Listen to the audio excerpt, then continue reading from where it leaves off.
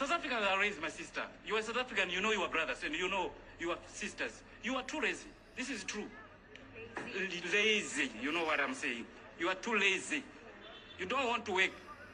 I don't know what type of you want anything for Mahara, everything for free. You just need free money. As you now, you are busy chasing people out of here, but you don't want to work. You are still staying inside your house, but you want money. Are you okay? Are you okay? You are crazy. You must be stupid. I'm telling you, I'm leaving. I'm not going to come again. But if you want to be successful in your life, you have to think and you have to be work as a slave. Don't just sit inside the house and be busy chasing someone. Still, you're going to be the same. You're going to chase someone who's going to go. You are killing your own industry. You are killing your own economy because someone is going and the factory is killed. That factory was supposed to pay the tax. South Africans are raised, my sister. You are South African, you know. Daddy, second. Are you my boy? From Burundi. Yeah. Wait. Your best take us nice. I don't take you, no.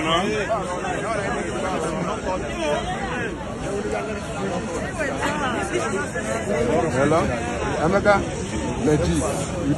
What we are proud of you. The president of South Africa. The president of South Africa. I'm shaking. We are happy. South Africans, I hate to break this to you, but we've just been dealt a heavy blow. Yesterday, Phakel Unthakathi, one of our own, turned his back on everything he once stood for, and the timing couldn't be more painful.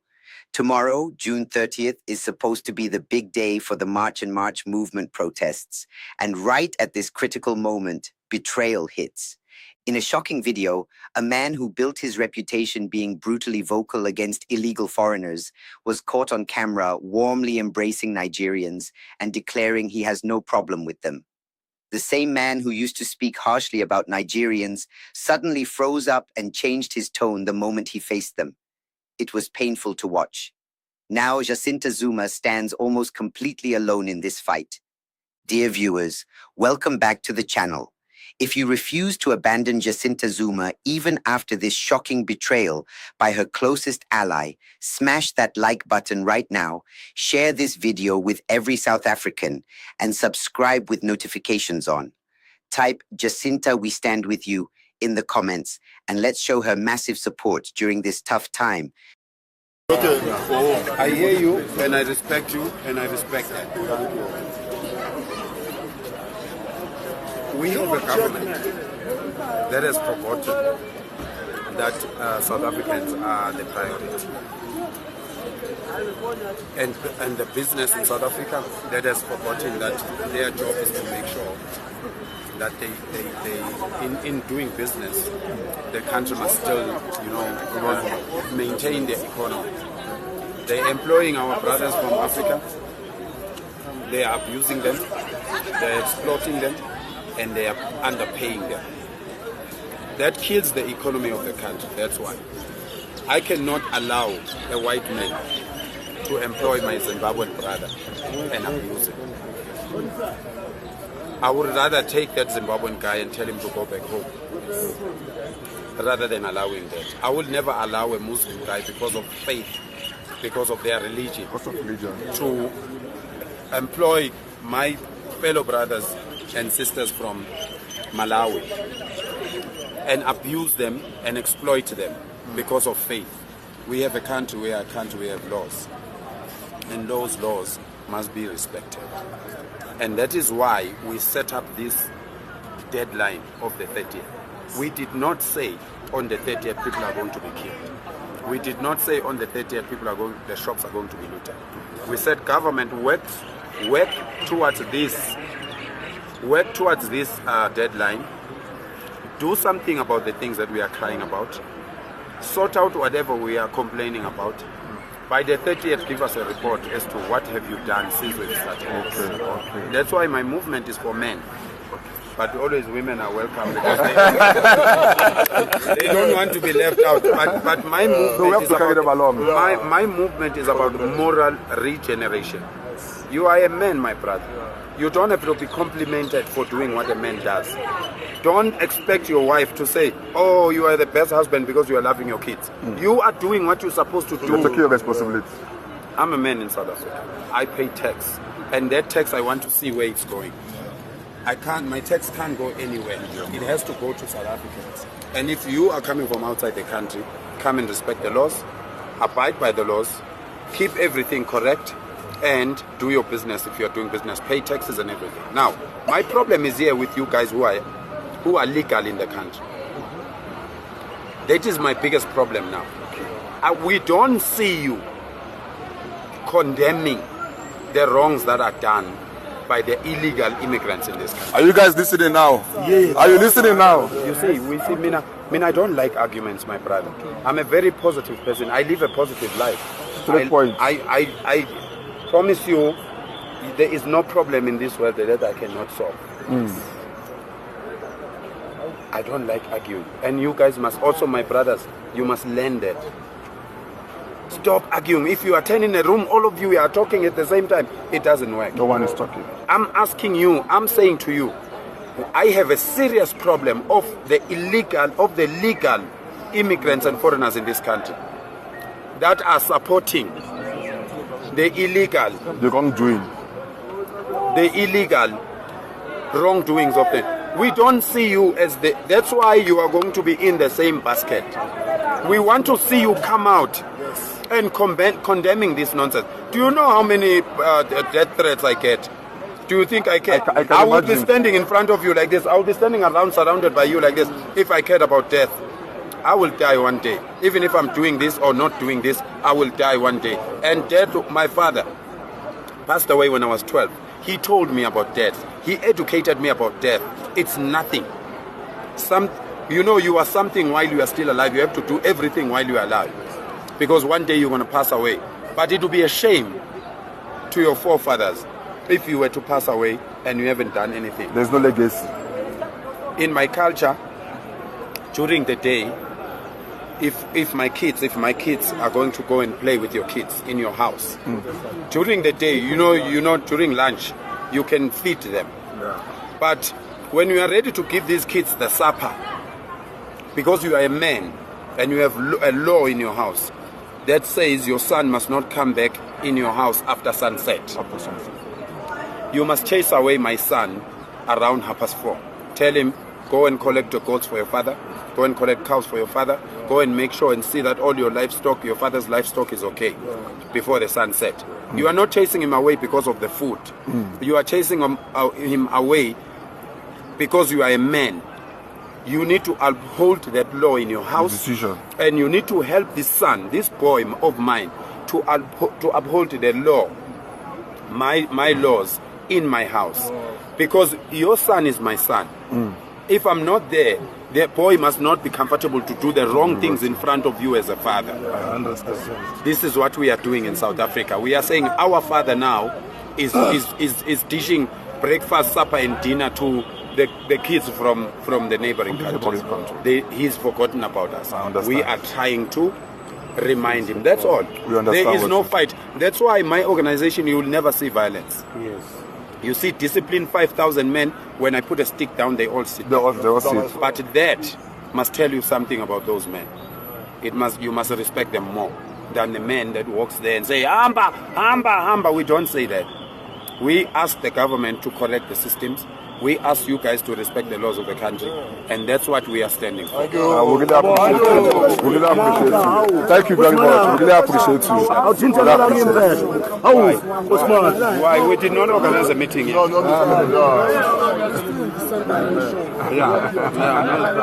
But we did not organize a meeting today. Okay. We must organize. I was passing. I'm the one who stopped you. Yeah. This man said, let's stop and have a contact. Thank you very much. Thank you very much. You need to leave tomorrow. Thank you very much. Thank you very much. The Nigerians in Durban, they are selling drugs there, and they are telling us in our faces that we are not men. No, that's the wrong So you see, the reason why, if you guys remember, do you know when I started this? Do you know when I started intensifying? My campaign is 12 years old. This campaign is 12 years old. But because I'm peaceful, nobody looks at me. until I change. Until now.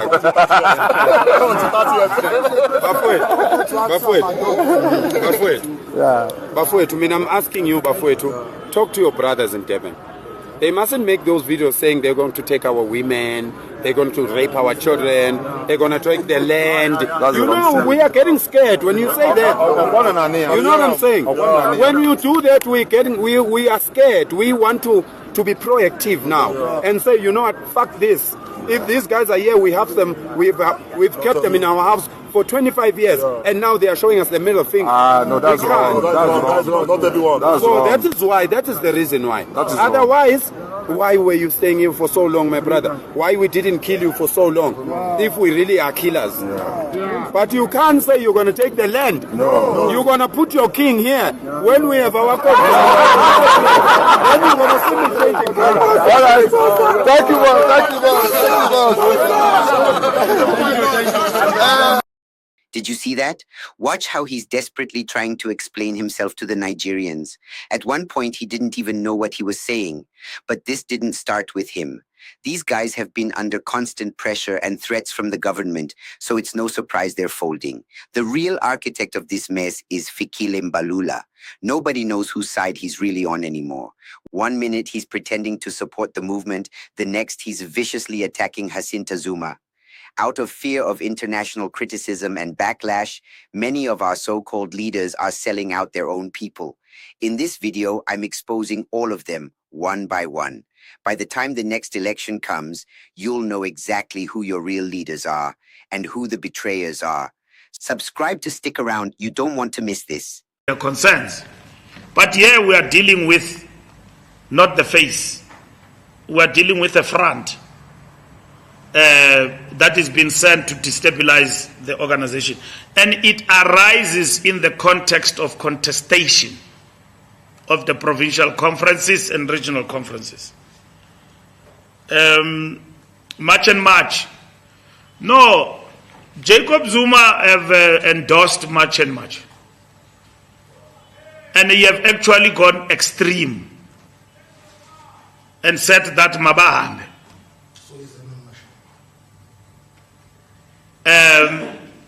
His people have owned up to this membership. His Secretary General have called me and the President by name in defense of illegal activities. They have not stood up for principle. I've listened to people very well. I've listened to the King. The King is very responsible. It's very clear, the King, let government address immigration, but don't do this and that. Jacob Zuma is an elder in this country. He was a president. South Africans are failing to hold him accountable for things that he does and which happened under his watch. And he knows the difficulties of immigration that we're dealing with. And today, he's joining the fray, not responsibly, irresponsibly, as an elderly person, statesman, a man who was a president in this country. Stand up on platform and fuel violence. Mabambe! Get 30 years. Haibo! Hai my babo! How can a person who was a leader, not so long, call for violence in the country? Does he know what will happen here? Who wants this violence that is being purported here? These people don't know what they are talking about. He is supporting them for political reasons because he wants votes. There are many ways to win votes. He won votes. People followed him. He crippled the ANC, big numbers in Gauteng and KZN. He didn't do that by violence. Why will you encourage ordinary South Africans to fight other Africans who are illegal in your country? What is that going to end with?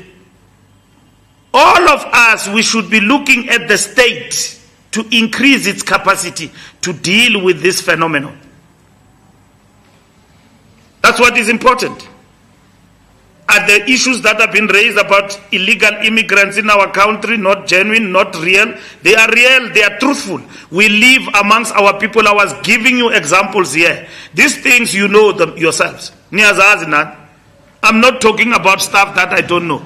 And then Samkele asked, don't we think the ANC has failed South Africans in relation to this Goge, in relation to this particular matter of illegal immigration and all of that?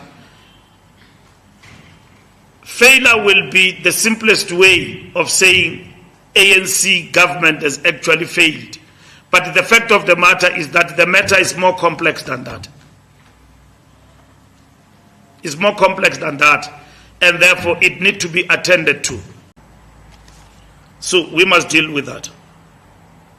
So, have we met with March and March? March and March has been met. We have been in meetings in government where they've been there. We don't have a problem with NGOs that promote themselves around issues that organize themselves. ANC have never attacked Zuma. We have never attacked anyone. What we have raised is that you cannot take law unto your own hands, attack people, ban them, do all of those barbarian things. And we have called on the state to intervene. Because to us, the question of illegal immigration, addressing it is the role of the state and the state alone that must address that. And where there is a collapse of the rule of law, citizens must not take the law unto their own hands. We must instead challenge the state. Now, you are fighting a just war. You are fighting a just cause. Why do you call people makwerekwere? And even call your own, who are Matsonga from here, Aswafuna Mashanga. What have Shangan people done? Vendors. With the struggle to address immigration. Immigration that leads to drug cartels that feed drugs to our streets, which must be eradicated. Where do Shangans come in there? It's hatred. You as the media, you are shying away from that. I don't know because you are not asking for votes. Because you need to educate society. Why do you support a man? You as the media, you are shying away from that. I don't know because you are not asking for votes. Because you need to educate society. Why do you support a man who stand on a podium and call other Africans amakwerikweri? It's like being called a kafir. Will you agree? By a white man in the street today calling you a kafir. That will call for a revolution. There's no white man who can call me kafir in a democratic state. It's an insult. Even if he can say to me one-on-one, we will bend down and fight in the streets against that, because we know what a kafir means. It's a slavery language. Why do you allow it to be espoused by your own African brothers in the name of marching for justice in our country? What is this hatred about? That's why it is said we are xenophobes. And we have said as the ANC, South Africans are not xenophobic. And others have questioned us about it. They said that we are running away from the reality. South Africans, some are xenophobes. They hate Africans. Why do you call people names? Apartheid, when they did not like us, they called us kafirs. Negroes. Nigger. Whatever that it is. We have never embraced those concepts. Why today in a democratic South Africa, in the name and the blood that was shed, we allow our fellow African brothers and sisters to do this. Therefore, it cannot be done in our name. We don't have an issue with March and March. We can meet with them. We understand them, where they come from where they come from, that of OR Tambo. So I know, and we know this thing of porous borders. So that shows. Now BMA was not intact. I went there with Mutwaledi. I went there with the Minister of Police. I was Minister of Transport. BMA Masia Pato was established. Now these BMA people are doing a wonderful job. Since they were established, just now, 13,000 undocumented illegal immigrants have been shipped out of the country. I was in Kabeja. I saw illegal immigrants, I won't mention their nationality, right there as a Minister of Police. I closed brothels there. One of the brothels was owned with a retired police inspector working with illegal immigrants. Not in Kabeja, in East London. Kukombo. Now called Kukombo. That time was East London. So, this immigration issue is serious. Now, we know of the collapse of small spaza shops in the townships. They say, no, South Africans don't want to do this job of cutting head, small traders here and there. South Africans allow illegal foreigners to take up their jobs. Who employs illegal foreigners? It's business. For what? For cheap labor. Because South Africans are highly unionized. One businessman in Cape Town tells me, a good friend of mine, he says South Africans every Saturday and Sunday, they don't come back to work. But foreigners from Zimbabwe, they are there, they are loyal. Saturday or Sunday, it doesn't matter, Christmas, they are working. He says, since I employed these people, but I said, but make them to be documented.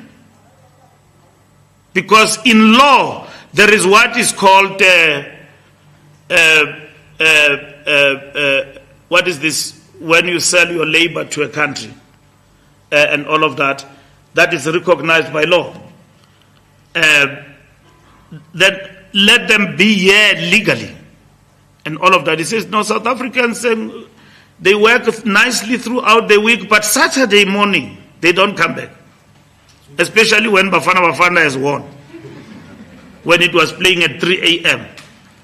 But these are employers who are saying that, and we, me and you, we eat in their restaurants,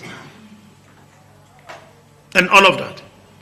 And now recently I've seen a shift in most of the restaurants in Cape Town.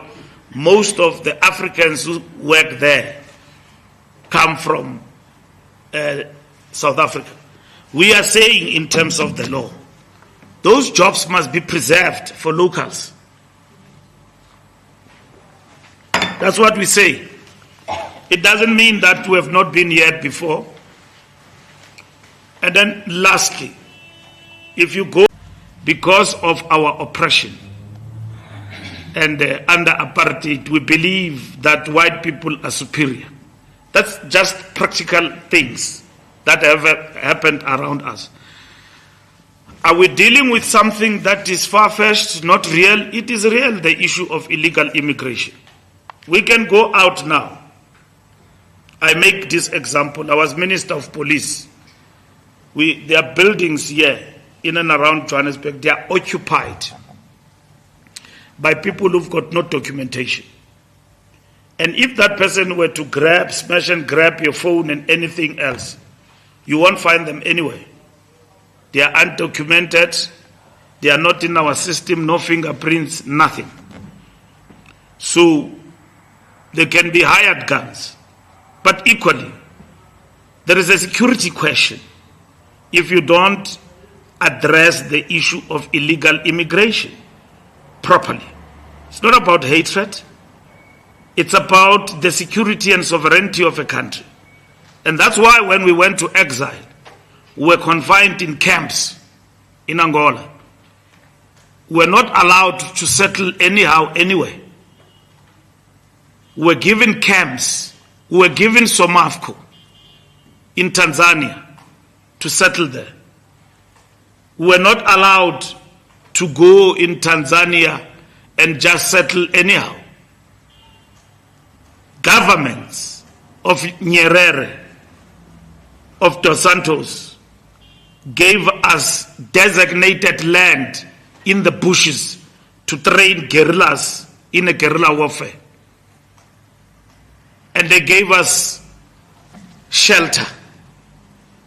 So, yeah, people come, they settle anyhow. I was in Kabeg one time as Minister of Transport. The people of Somali origin chased us with weapons of war. And police told us straight, we can't enter there. Those people are heavily armed. They said, and this is cause Zanapa is our born. Children are watching. I don't want to say it. And everybody ran. Here around and other areas we went, people did not have documentation. We went into the buildings. These buildings are not abandoned. They are owned by people who have left this country. They are living somewhere. And somebody is owning a building here. He's not even a South African. He's not documented. He's allowing people to stay there at a particular amount every month.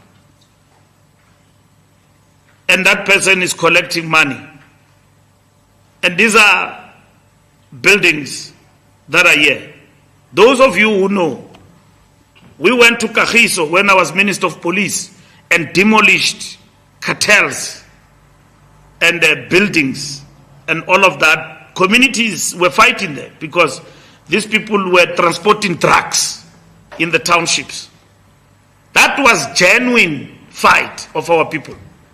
I went there and there are still cops. Bongani will know as my security advisor that time that there are cops who took me to court today, which I shifted from Kagiso because they were branded to be in cahoots with criminal cartels. And I did not say that. It is communities who said that. And then I said to the general, shift these people. O.R. Tambo, I invited you as journalists, some of you were there, Goga, you were there. When Pakistanis entered O.R. Tambo through what is this thing? No, they entered through the airport. Now the question is in terms of FOP, flight plan. How does somebody take off from Pakistan via Dubai to O.R. Tambo and then be transported through it is one don't land to Chimich land? Yes, and come out of that thing, jump into the country illegally, out of O.R. Tambo. So I know, and we know this thing of porous borders. So that shows. Now, BMA was not into this, is not animosity, it's hatred. Because we have been projected that we just hate. We think we are superior and all of that. And then I saw Ngizwe Kunu greeting a German woman and giving her nice things and flowers and all of that. And then saying that you are now no longer German, you are South African. You are welcomed. And people equally said, wow. So whites are the people, even if they are Germans, you don't consider to be illegal immigrants.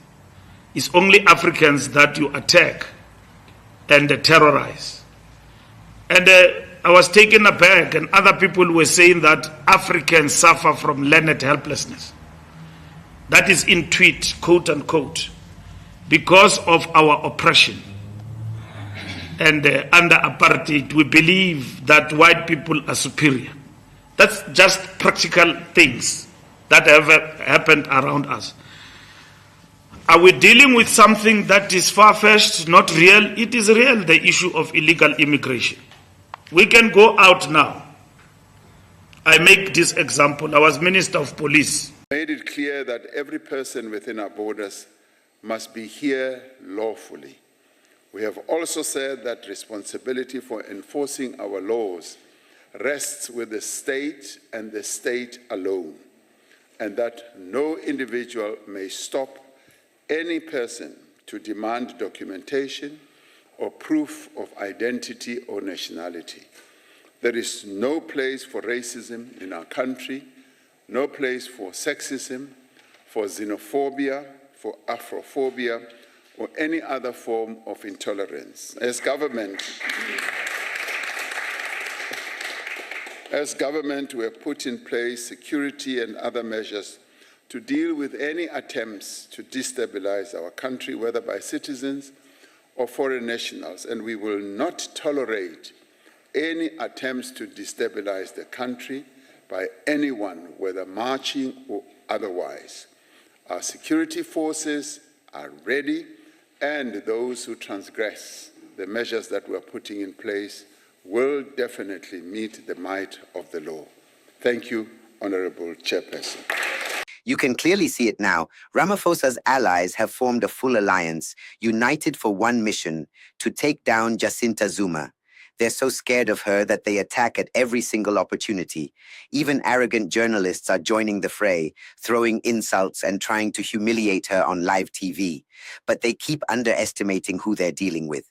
In one explosive interview, a smug journalist tried to ambush and disrespect her on stage, only to get completely destroyed and forced to apologize. Watch what happened in the next clip. Show me that video. You used the word wrongly. No.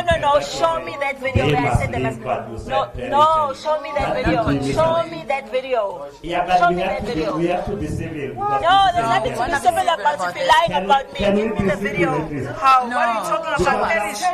When have I ever said they must perish? Show me proof. Please. Proof. That's a dangerous statement, sir. Because you called out political parties that don't support you. Kindly list for us political parties that you think have been supportive of your campaign. And yes, the video does exist. Show us the video. Show us the video.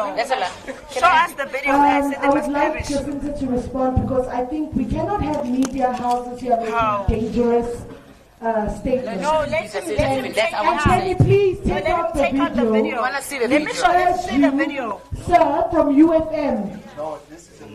Can we ask It's very important. Sir, And it's can you dangerous. please show us the video? No, we're not going to. No, Okay, no, we want to you see. must Show us the video. We want to see Show the us the video video. where you are alleging that Jacinta Said they must perish. people People must perish. Show us the Dangerous video. statement.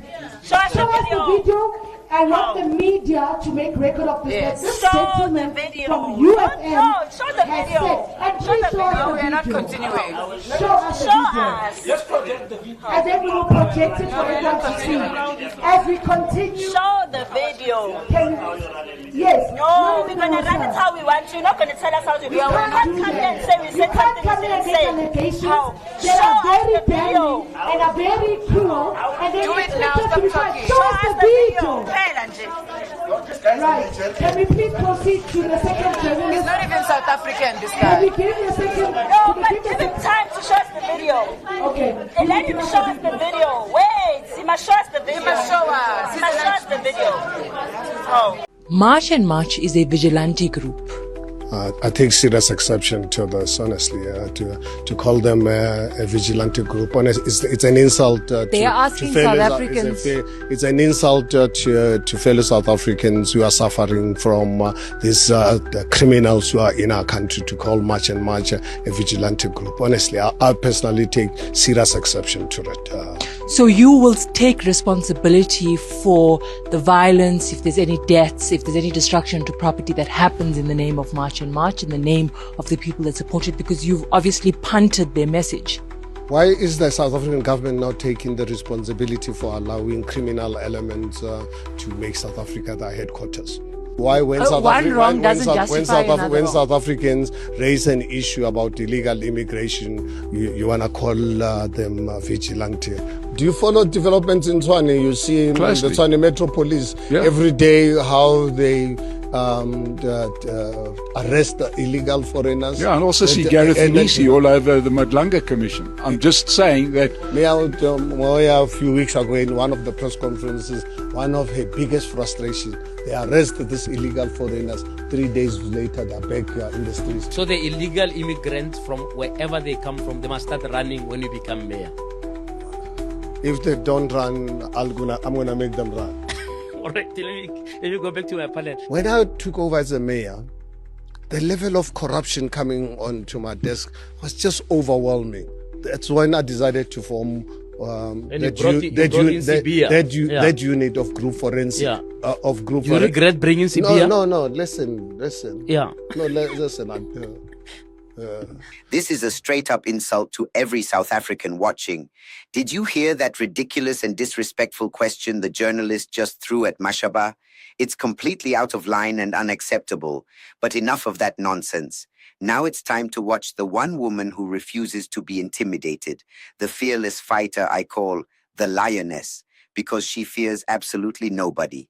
Watch the final clip. Remove illegal immigrants from our country. It's that simple.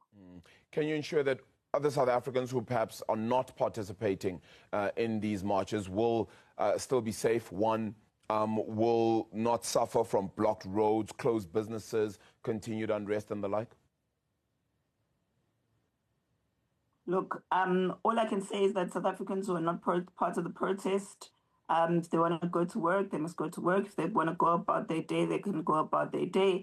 But you know what? The only thing I sit here and assure is that on our part, we're going to make sure that there's no violence that we promote. There's no violence that we try and have on the day. And you know, we're gonna make sure that we do our best for people to behave themselves. And that's as far as I can take it. But in protest, I mean, I don't have the proper recipe for protest. And if people want to protest by sleeping on the road and it disturbs traffic, I can't say that won't happen because it will happen. People are angry, people are frustrated at a government that doesn't listen to them. And if people want to make sure that the government listens to them, it's only the government that's going to solve this problem, I continuously say. Tell us what you're going to do to solve the problem. We've got a problem at the border with people still trying to come into the country illegally. We've got thousands of people here who have no documents, and you didn't even tell us how they got here. In fact, you're ignoring that issue as if it's not happening right now, and you're making people who are in the country legally victims without explaining to us how are they in the country legally. Our safety and security is at risk here, and we're not doing this because we're bored.